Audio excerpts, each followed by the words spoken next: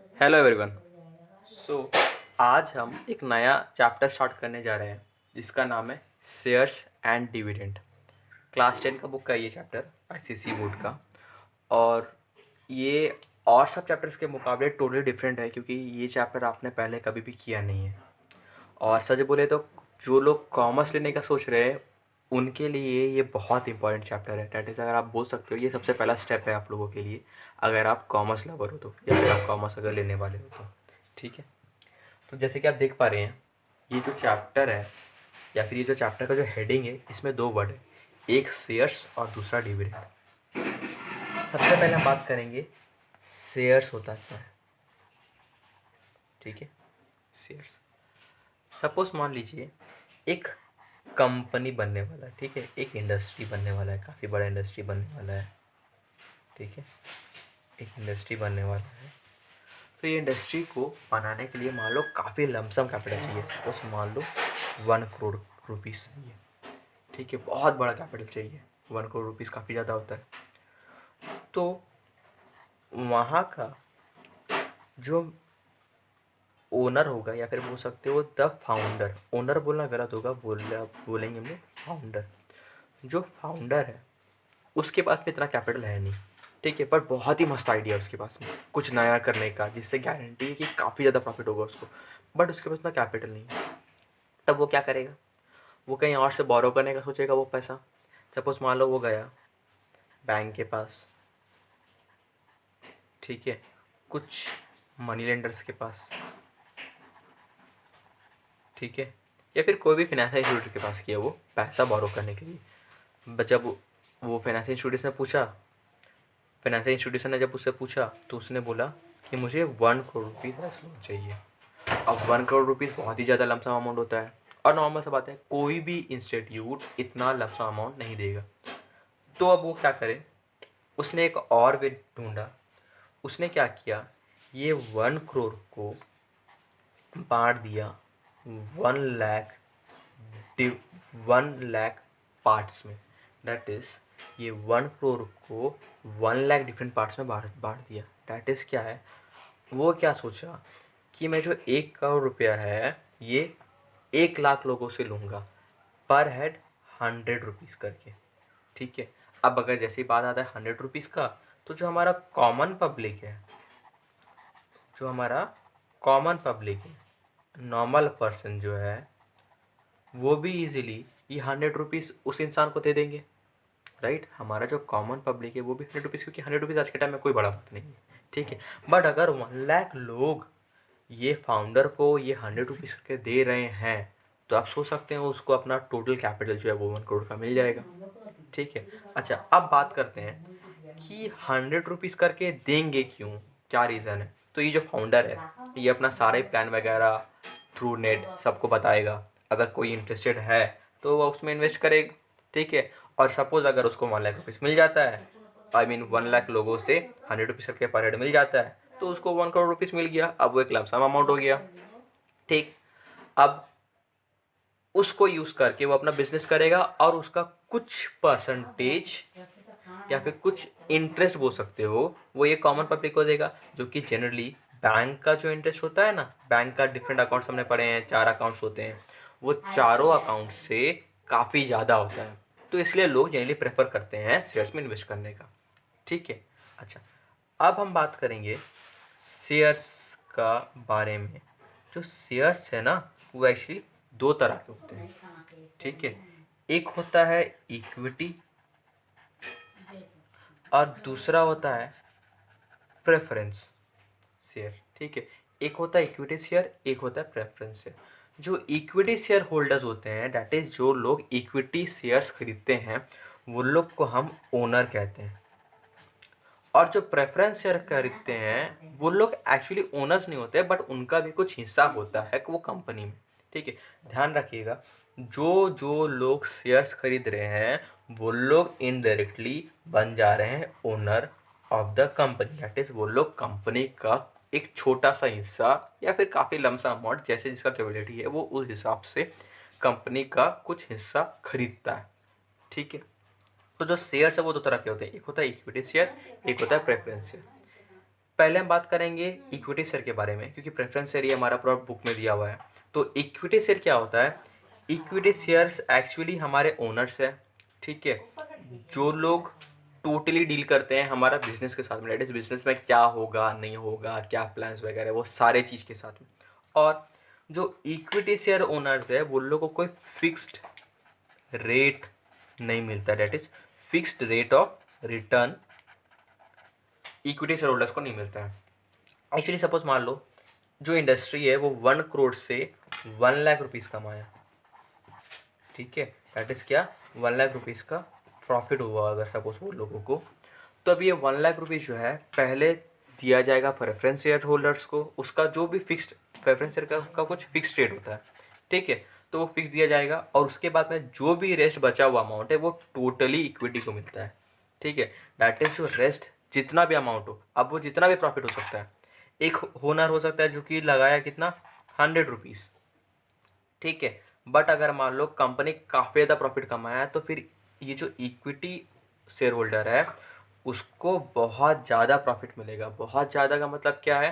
जिसका कोई लिमिट नहीं है, अनलिमिटेड प्रॉफिट, अनलिमिटेड प्रॉफिट, ठीक है, दैट इज कंपनी जितना कमा रहा है सबको देने के बाद में जो पैसा बच रहा है वो सारा इक्विटी का होता है। बट प्रेफरेंस में क्या होता है?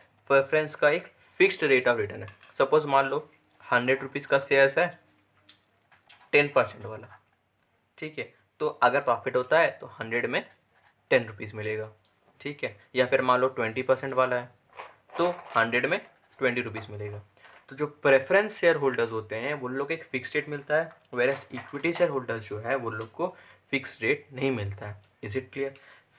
जनरली अगर आप कॉमर्स लेने का सोच रहे हैं तो इक्विटी शेयर्स को आप लोग आगे भी पाओगे, अदरवाइज ये नहीं है। और हमारे बुक में भी इक्विटी शेयर नहीं है बट प्रेफरेंस शेयर है। जितना भी सम्स हम लोग करने जा रहे हैं ये सारा ही सम्स प्रेफरेंस शेयर का है, ठीक है। और एक चीज़ ध्यान रखिएगा, ये जो रेट मिल रहा है ना, डेट इज़ 100 में अगर 10% है तो ये 10 रुपीज़, तो ये जो 10 रुपीज़ है ये एक्चुअली डिविडेंड होता है, इसको हम डिविडेंड कहते हैं। दैट इज़ एक पर्सन जो कि प्रेफरेंस शेयर होल्डर है, क्या, प्रेफरेंस शेयर को जो खरीदा है, जो प्रेफरेंस शेयर को खरीदा है वो एक फिक्स रेट अर्न करेगा हर साल, उसको एक फिक्स रेट मिलेगा, ठीक है, उसको हम डिविडेंड कहते हैं। Is it clear? तो यहाँ पे हमने हमारे जो चैप्टर का जो 2 ब्रॉड टॉपिक्स जो हम देख पा रहे हैं, शेयर से डिविडेंड, उसको हमने यहाँ पे कवर किया, ठीक है। आगे कुछ और रिलेटेड टर्म्स है, चलिए उसके बारे में बात करते हैं। सो आइए आगे बढ़ते हैं हम लोग। शेयर्स एंड डिविडेंड का कुछ टर्म्स जो कि अक्सर आप लोग को देखने मिलेगा। सबसे पहला है, चलिए इसको हम लोग करते हैं with the help of a quotation, ठीक है। कोटेशन यानी कि सपोज कुछ एक स्टेटमेंट लिखा है लाइक 15% 100 रुपीज़ शेयर्स एट ₹145, ऐसा लिखा हुआ आप लोगों को अक्सर मिलेगा क्वेश्चन में, ठीक है। तो सबसे पहले देखिएगा 15% ₹100 शेयर, ₹100 ये जो ₹100 दिख रहा है इसको हम कहते हैं फेस वैल्यू। ये जो 100 रुपीज़ है ना ये फेस वैल्यू है, ठीक है, या फिर इसका दूसरा नाम है नॉमिनल वैल्यू। फुल फॉर्म लिख देता हूँ, नॉमिनल वैल्यू और फेस वैल्यू, ठीक है। नॉमिनल वैल्यू या फिर फेस वैल्यू की एक ऐसा वैल्यू है, ठीक है, या फिर एक ऐसा प्राइस है शेयर्स का जो कि स्टार्टिंग में होता है, that is eight the starting, eight the starting जब वो जो फाउंडर है वो शेयर्स बनाता है या फिर शेयर्स को पब्लिक के सामने रखता है, उस समय ये वो शेयर्स का जो दाम होता है उसको हम लोग मार्केट वैल्यू या फिर फेस वैल्यू कहते हैं। ध्यान रहेगा, सबसे जो starting price at the starting price of the share is termed as the nominal of the face value, ठीक है। Starting price of the shares यानी कि जब शेयर्स एक्चुअली बनते हैं, स्टार्ट होते हैं, उस समय में जिस दाम में उसे बेचा गया है उसको हम लोग फेस वैल्यू कहते हैं या फिर नॉमिनल वैल्यू कहते हैं, ठीक है। अब देखिए क्या दिख रहा है, ₹100 शेयर एट ₹145, एट ₹145 यानी कि अभी उसका दाम 145 रुपीज़ है, ठीक है।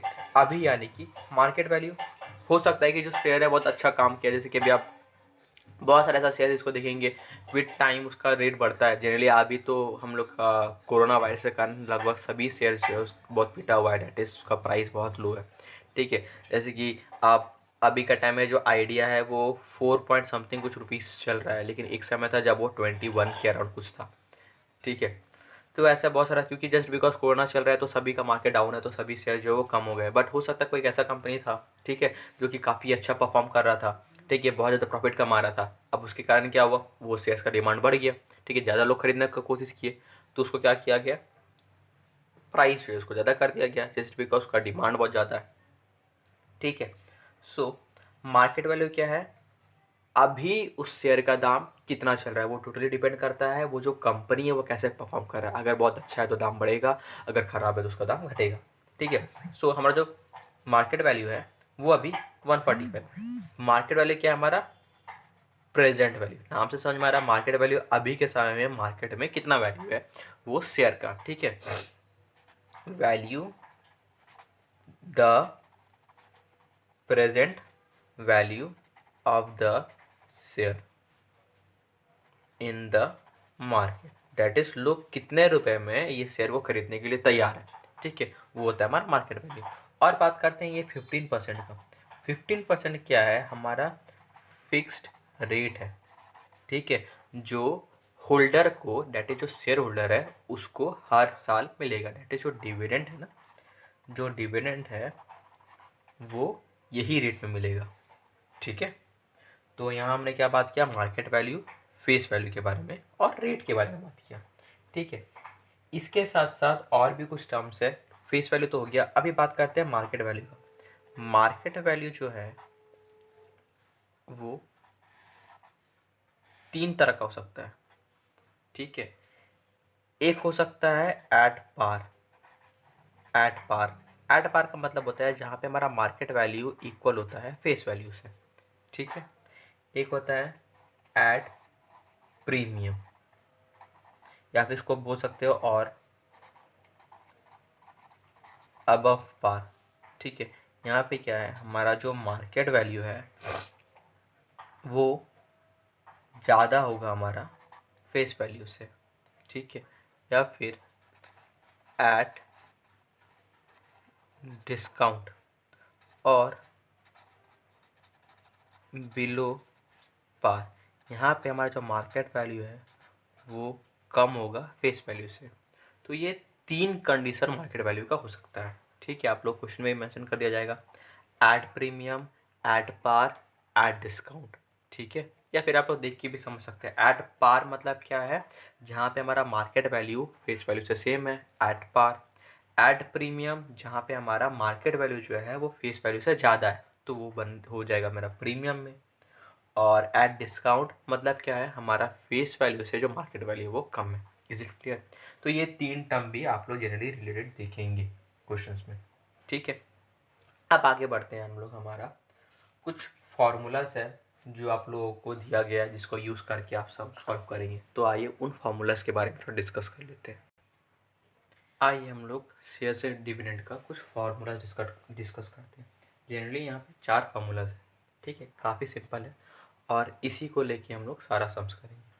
सबसे पहला बात आता है हमारा, एक फार्मूला है जो कि है money invested equals to number of shares into market value. ठीक है, ये सबसे पहला फार्मूला है हमारा।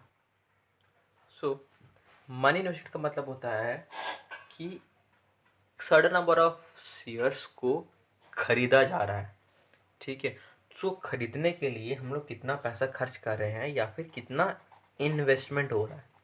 ठीक है, कितना इन्वेस्टमेंट हो रहा है, कितना स्पेंड कर रहे हैं।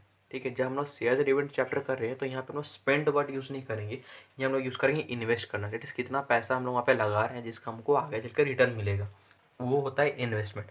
इन्वेस्टमेंट वर्ड बहुत इंपॉर्टेंट है कॉमर्स वाले लोग के लिए, जो लोग कॉमर्स लेने का सोच रहे हैं।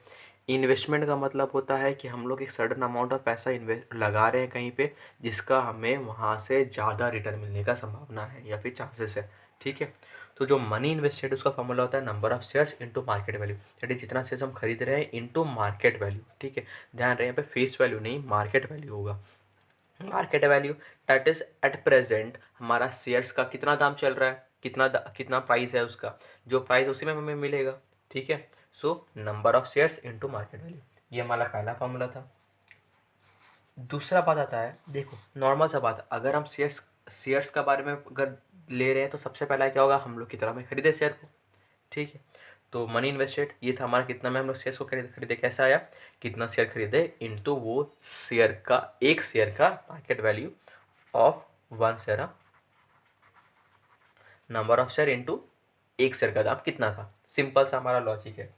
इसके बाद आता है डिविडेंड, दैट इज हमने खरीद तो लिया, हमें कितना डिविडेंड मिल रहा है, जिसका दूसरा नाम है annual income, that is yearly कितना इनकम हमको वो शेयर से हो रहा है, दैट इज हमने जो पैसा इन्वेस्ट किया है उसका हमें कितना रिटर्न मिल रहा है। तो उसका फॉर्मूला आता है number of shares into face value of one share into rate of dividend. ठीक है, सबसे पहला क्या है, number of share, that is कितने ठो शेयर्स हैं into face value.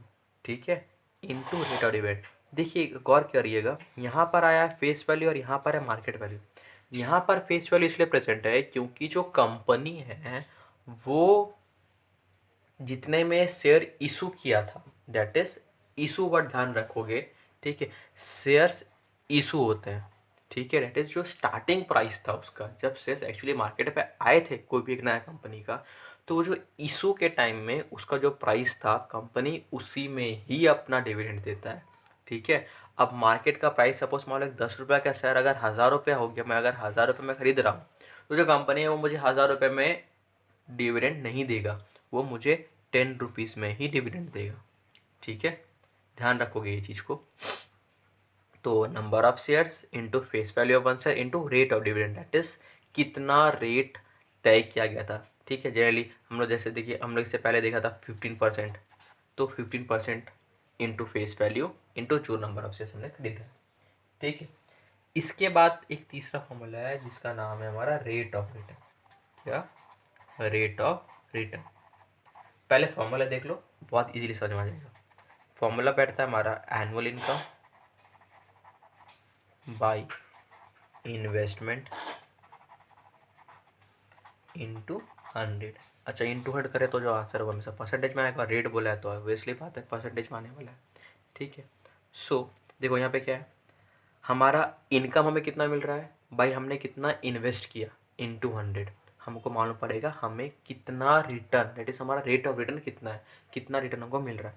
Rate because into 100 किया, rate of return that is 100 में कितना रिटर्न हमको मिल रहा है। वो कैसे पता चलेगा, हमने जो हम कितना कमा रहे हैं, भाई हमने कितना इन्वेस्ट किया, नॉर्मल परसेंटेज का फॉर्मूला है annual income by investment into 100। Is it clear. और ये इन्वेस्टमेंट यही है मनी इन्वेस्टेड, कितना हमने मनी इन्वेस्ट किया, ये हमारा एनुअल इनकम के साथ डिवाइड करेंगे हम मनी इन्वेस्टेड को, इंटू कर देंगे 100 जस्ट बिकॉज रेट है percent. Is it clear.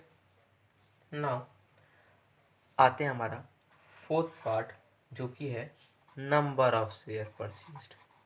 Number of share purchased. देखो मनी इन्वेस्टेड क्यों निकाले, इन्वेस्टमेंट हमें इसलिए जाना था क्योंकि हमने खर्च कितना किया। ठीक है, शेयर को खरीदने के लिए तो बहुत जाना जरूरी है कि या फिर कितना पैसा हमें चाहिए एक सर्टन नंबर ऑफ शेयर्स को खरीदने के लिए। इसके बाद में बात आया हमारा डिविडेंड का, दैट इज जो मैंने खर्च किया है उसमें मुझे कितना रिटर्न मिल रहा है। ठीक है, इन टर्म्स ऑफ मनी साल में। इसके बाद आता है rate of return, that is in terms of 100 percentage के अकॉर्डिंगली कितना है। तो ये तीन फार्मूला तो क्लियर है जो कि एक दूसरे से इंटरलिंक्ड है। लास्ट फार्मूला जो है नंबर ऑफ शेयर परचेज्ड, ये जस्ट ये दो चीज़ों को लेके इंटरलिंक्ड करके समहाउ ये फॉर्मूला आया है। ठीक है, इसमें कुछ खास ऐसा कुछ एक्स्ट्रा है नहीं, जस्ट कुछ कुछ सम्स में आप लोग को टर्न करने के लिए, जैसे कि मान लो सपोज आपका मनी इन्वेस्टेड दे दिया, मार्केट वैल्यू दे दिया, आपको क्या निकालना है, नंबर ऑफ शेयर्स, या फिर डिविडेंड दे दिया, फेस वैल्यू दे दिया, आपको निकालना नंबर ऑफ शेयर्स। तो जस्ट टर्न अप करने के लिए, आपको थोड़ा सा ट्रिकी बनाने के लिए क्वेश्चन को आपसे ये पूछ सकता है नंबर ऑफ शेयर्स आपने कितना परचेज किया। तो उसका फॉर्मूला भी यहाँ पे दिया हुआ है। फॉर्मूला क्या है? Investment by market value of one share. देखो ये कुछ खास एक्स्ट्रा नहीं है, बस यही वाला फॉर्मूला का जो मार्केट वैल्यू है उसको यहाँ लेके आ गया है। ठीक है, जस्ट डेराइव फॉर्मूला ये और कुछ नहीं। और एक फॉर्मूला है हमारा और में, ठीक है, जो कि क्या है? Annual income by income on one share.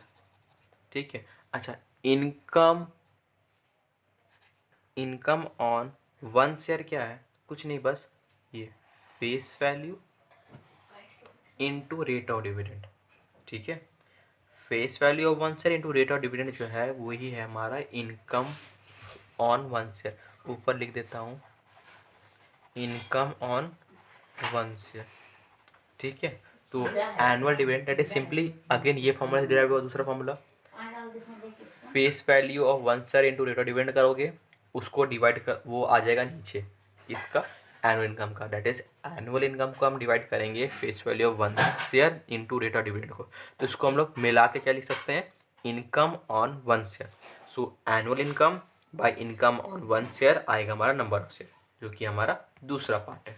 ठीक है, तो ये 4 फॉर्मूलाज है, इसको यूज़ करके हम लोग सम जो है वो सॉल्व करेंगे। ठीक है, तो हमारा शेयर्स एंड डिविडेंड का इंट्रोडक्शन यहाँ कंप्लीट होता है। ठीक है, नेक्स्ट वीडियो में हम लोग सम सॉल्व करना स्टार्ट करेंगे। कुछ सिंपल पैटर्न्स जो है जो कि जनरली आ सकता है वो सारा सम हम उसमें सॉल्व करेंगे। ठीक है, जिससे आपको एक आइडिया मिल जाएगा कि सम्स को सॉल्व कैसे करना है। तो आज के लिए बस इतना ही।